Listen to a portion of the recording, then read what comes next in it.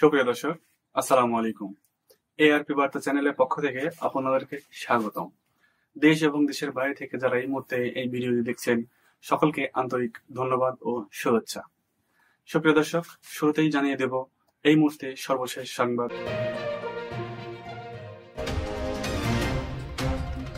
রাষ্ট্রপতি মোহাম্মদ শাহাবুদ্দিনকে অপসারণের দাবি জানিয়েছেন বৈষম্য বিরোধী ছাত্র আন্দোলনের অন্যতম সমন্বয়ক হাসনাত আব্দুল্লাহ।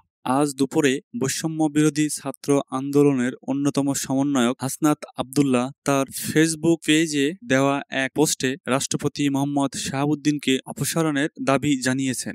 রাষ্ট্রপতি মোহাম্মদ শাহাবুদ্দিনের পদত্যাগ সহ আরও 5 দাবিও জানিয়েছেন বৈষম্য বিরোধী ছাত্র আন্দোলনের অন্যতম সমন্বয়ক হাসনাত আব্দুল্লাহ। হাসনাত আব্দুল্লাহ তার ভেরিফাইড ফেসবুক পেজে এক স্ট্যাটাসে লিখেছেন, আওয়ামী লীগের বিচার নিশ্চিতকরণ, নতুন সংবিধান গঠন, আওয়ামী দুর্নীতিবাজ আমলাদের পরিবর্তন, হাসিনার আমলে করা সব অবৈধ চুক্তি বাতিল এবং শাহাবুদ্দিন চুপ্পুকে অনতিবিলম্বে রাষ্ট্রপতির পদ থেকে অপসারণ করতে হবে। এর 1 ঘন্টা আগে আরেকটি স্ট্যাটাসে হাসনাত আব্দুল্লাহ বলেন, পতনের সময় সংবিধান ও নিয়ম ভাঙতে পারলে গঠনের সময় কেন নয়? ছাত্র জনতার আন্দোলনের মুখে গত 5ই আগস্ট প্রধানমন্ত্রীর পদ থেকে পদত্যাগ করে দেশ ছেড়ে শেখ হাসিনা ভারতে পালিয়ে যান। পরদিন 6 আগস্ট সংসদ বিলুপ্ত করেন রাষ্ট্রপতি। 8ই আগস্ট ডক্টর মোহাম্মদ ইউনূসকে প্রধান করে গঠিত হয় অন্তর্বর্তীকালীন সরকার। রাষ্ট্রপতির কাছে শপথ নেন, গঠন হয় অন্তর্বর্তীকালীন সরকার। এরপর থেকেই প্রশাসনের বিভিন্ন পর্যায়ে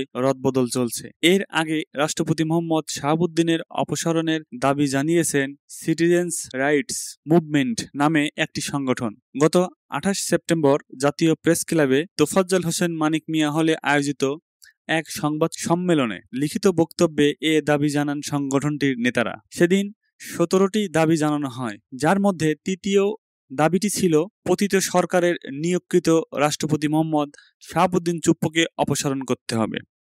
প্রসঙ্গত, গত 5ই আগস্ট ছাত্র জনতার আন্দোলনের মুখে দেশ ছেড়ে পালিয়ে যান সাবেক প্রধানমন্ত্রী শেখ হাসিনা।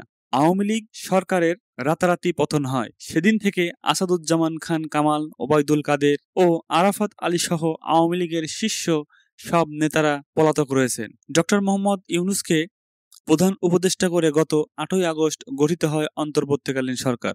এই সরকার শপথ পাঠ করান রাষ্ট্রপতি মোহাম্মদ শাহাবুদ্দিন। এর আগে শনিবার 28 সেপ্টেম্বর সাধারণ শিক্ষার্থীদের ওপর ছাত্রলীগের অমানবিক নির্যাতন, নিপীড়ন ও হামলার ঘটনায় গণতদন্ত কমিটি গঠন করার কথা বলেন হাসনাত আব্দুল্লাহ।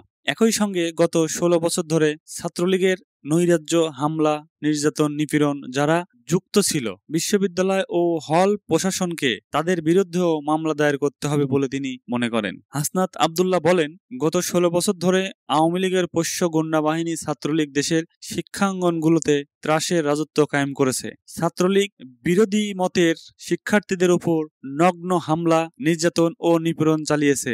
এমনকি ছাত্রদল, ছাত্র শিবির কিংবা অন্য কোনো রাজনৈতিক দলের সঙ্গে সম্পৃক্ততার অভিযোগ এনে অনেক সময় শিক্ষার্থীদের উপরও অমানসিক নির্যাতন করেছে তারা। এদের কঠোর বিচারের আওতায় আনা উচিত।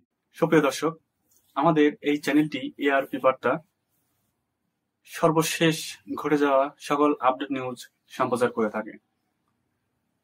সর্বশেষ আপডেট নিউজ সবার আগে পেতে আমাদের চ্যানেলটি সাবস্ক্রাইব করে আমাদের সাথেই থাকুন। সুপ্রিয় দর্শক, এই ভিডিওটি ভালো লাগলে অবশ্যই লাইক করুন এবং কমেন্ট বক্সে আপনাদের মূল্যবান মন্তব্য কমেন্ট করে যাবেন। এতক্ষণ সাথে থাকার জন্য আপনাদের সকলকে আন্তরিক ধন্যবাদ।